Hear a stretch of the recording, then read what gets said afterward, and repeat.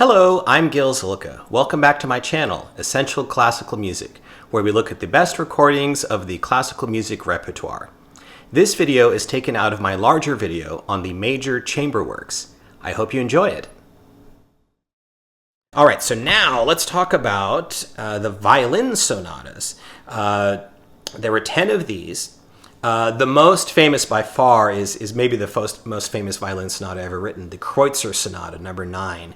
It has this wonderfully dramatic opening, and it gets real agitated and just really kind of shakes you around if you want to think of it that way. And then it has this beautiful adagio, and then this really delightful final movement.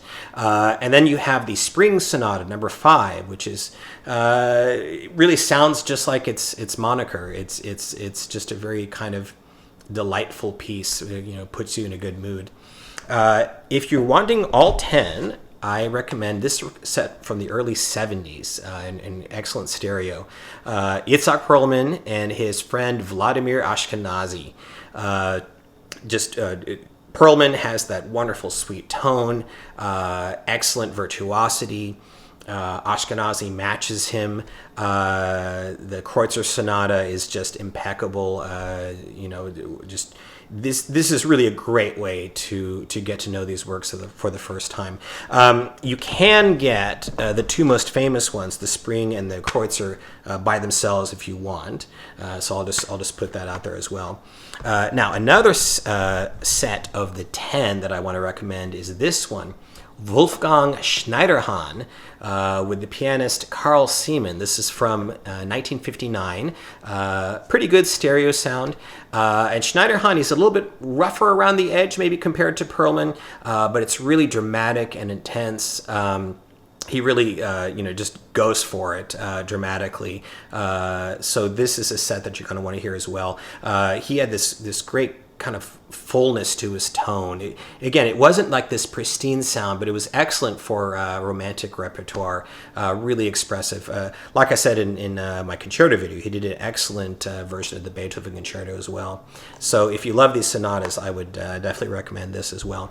And then I have to go back to this long ago vintage version from the 30s. Fritz Kreisler, the king of the violin, my absolute favorite violinist for the concerto. This is recorded with the pianist Franz Rupp. And Kreisler brings to these works his sort of aristocratic taste, the beauty and the way he phrased things. It's really, the proverbial playing from another age. It's really unmissable, the insights that he brings to all these works. But I want to recommend a couple of more versions from that same era. One is from Adolf Busch, the leader of the Busch Quartet. He's playing with his friend Rudolf Serkin. The third and the fifth are recorded in the 30s.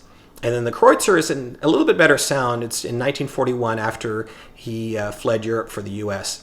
The Kreutzer especially benefits from the power of Busch's playing. He was such a powerful, dramatic performer. That's another one where I recommend his violin concerto recording, the live one he did with his brother Fritz. Again, he just has that Beethoven power, and it's definitely one you want to hear. However, I have to mention my desert island choice, my favorite violinist of all time, Bronislaw Huberman. This is his famous 1930 recording with the great Polish pianist Ignaz Friedman. Here you really get, again, it's just the Kreutzer Sonata, but what you get is really a performance for the ages. These two are interpretive giants. They have just such a freedom about them. It's those musicians who the technical ability is there, but it's never front and center. You're not even thinking about it. It's always about the interpretation leading everything and the feeling for the music. And these two just go together throughout the work in a way that really is penetrating.